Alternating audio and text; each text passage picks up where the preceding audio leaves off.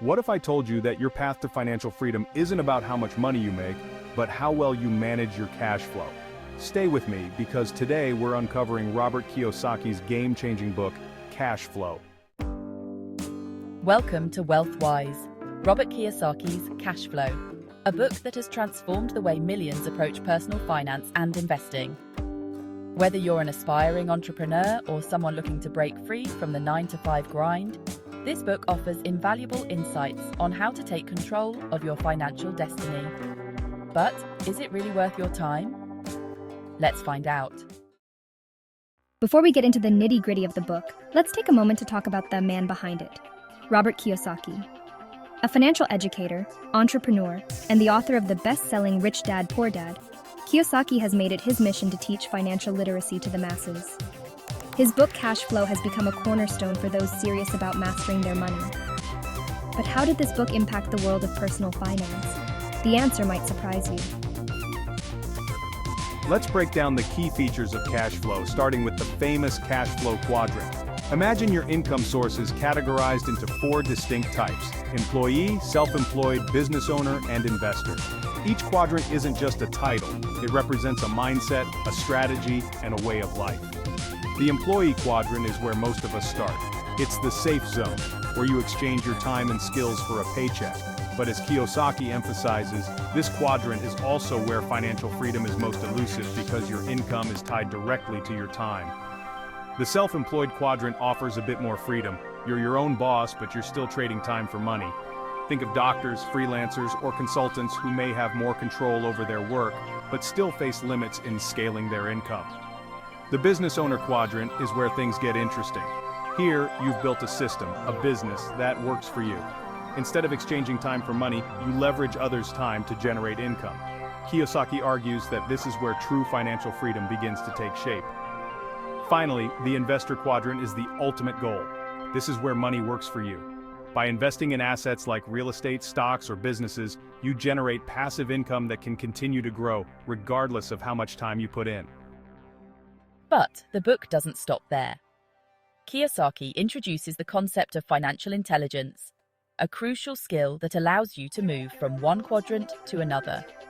This intelligence isn't just about knowing numbers, it's about understanding how money works, how to make it work for you, and how to recognize opportunities that others might miss. He also dives deep into the distinction between assets and liabilities, a core lesson that he insists most people get wrong. Kiyosaki simplifies this by stating, an asset puts money in your pocket, while a liability takes money out of your pocket. This straightforward yet profound idea forces you to rethink your financial habits. Is that new car really an asset? What about your home? The answers might surprise you. Now, let's talk about the practical side of cash flow. One of the standout features of this book is its inclusion of hands-on exercises that encourage you to actively engage with the material.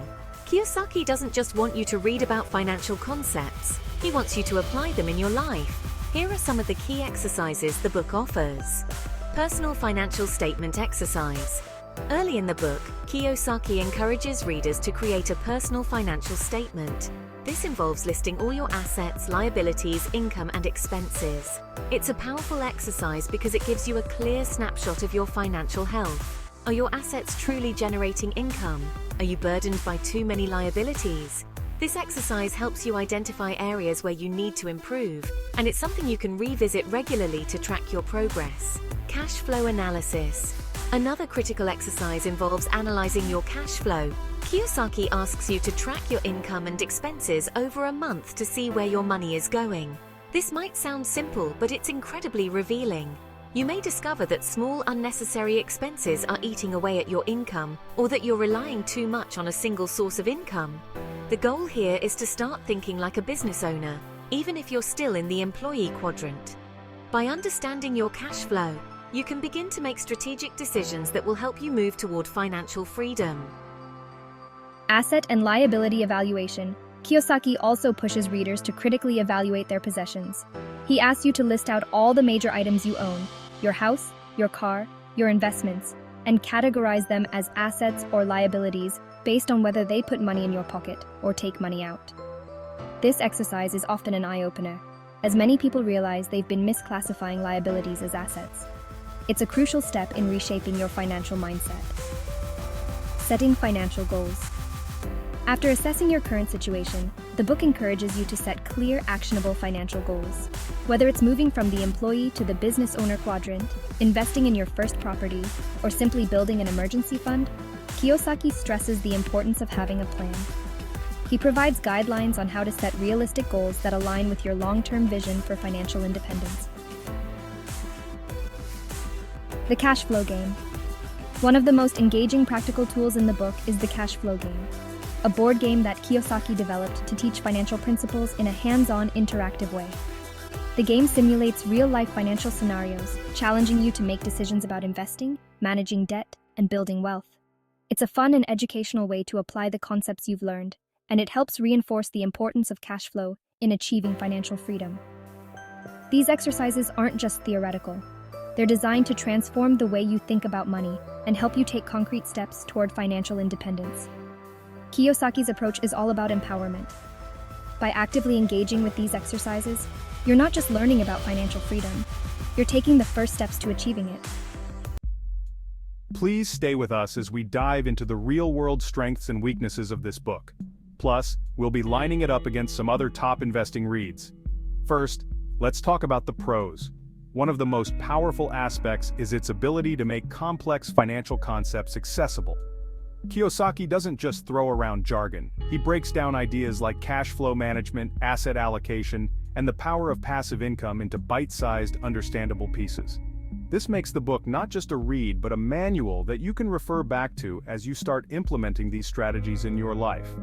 The cash flow quadrant model itself is a revelation for many. It provides a clear visual representation of the different ways people can earn money, and it challenges you to think critically about where you are and where you want to be. Kiyosaki's emphasis on shifting from the left side, employee and self-employed, to the right side, business owner and investor, is a call to action that resonates with anyone tired of the rat race. Kiyosaki's focus on mindset is another strong point. He argues that financial success is as much about how you think as it is about what you do.